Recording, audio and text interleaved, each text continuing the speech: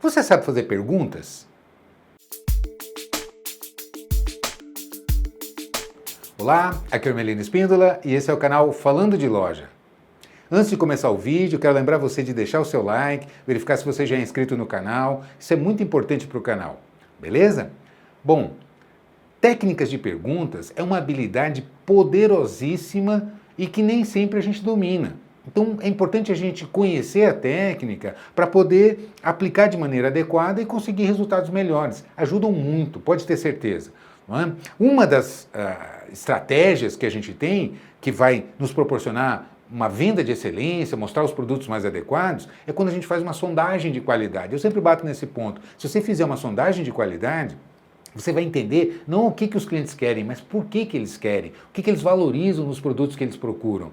Não é? Como descobrir isso? Fazendo perguntas, sabendo perguntar. Mas perguntar depende de habilidade, de domínio de técnicas. Por quê? Porque senão vira interrogatório, senão fica inconveniente. Quando você começa a perguntar o que você quer, por que você quer, onde é que você vai usar, a pessoa vai se sentir desconfortável, não é verdade? Então é importante a gente, primeiro, ter o domínio da técnica. E para ter domínio da técnica é importante conhecer os tipos de perguntas que existem e como que a gente aplica no processo da venda.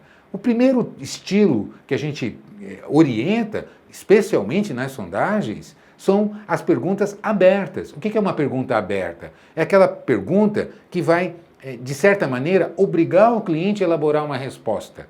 Exemplo, os pronomes interrogativos, o que, como, quando, onde. Então, quando você pergunta o que você achou, a pessoa tem que emitir algum parecer, alguma ideia, alguma opinião. E aí você vai conhecer o que a pessoa está achando.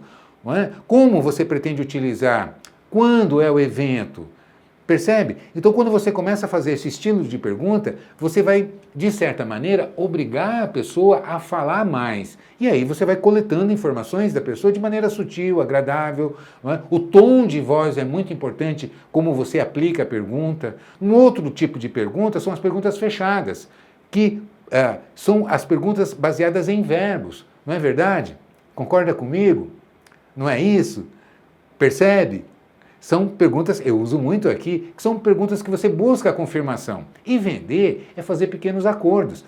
Quando você domina técnicas de vendas, especialmente as perguntas fechadas, que são na conclusão, onde você busca uma confirmação do cliente, você vai fechando aos poucos, porque o cliente vai concordando com você, vai concordando até o ponto que ele diz, tá bom, eu vou levar. Muitas vezes sem a necessidade até de você aplicar uma técnica de fechamento. Então, usar as perguntas fechadas normalmente você vai fazer isso na demonstração, onde você apresenta uma característica do produto, evidencia os benefícios e finaliza perguntando, concorda comigo? Não é verdade? Percebe? Olha, essa é uma pergunta fechada.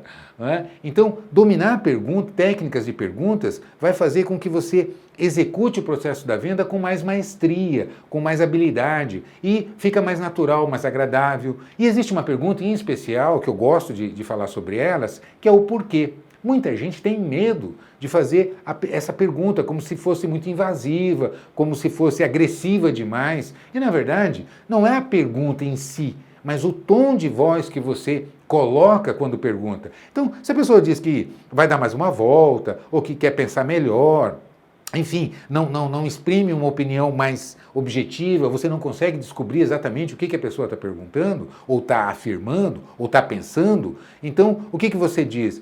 Mete um porquê, não é?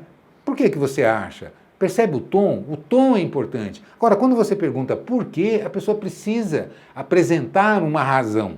Não é? E a partir da razão que ela apresenta é que vai orientar os seus argumentos, o seu entendimento, se você está mostrando realmente o produto certo, se você está evidenciando as características, os benefícios que o cliente está procurando. Enfim, você vai descobrir por que ele não quer levar, por que ele está reticente. Enfim, o porquê é muito importante. Então, agora, depende dessa habilidade. Se você perguntar por quê, você está chamando para briga. É um porquê.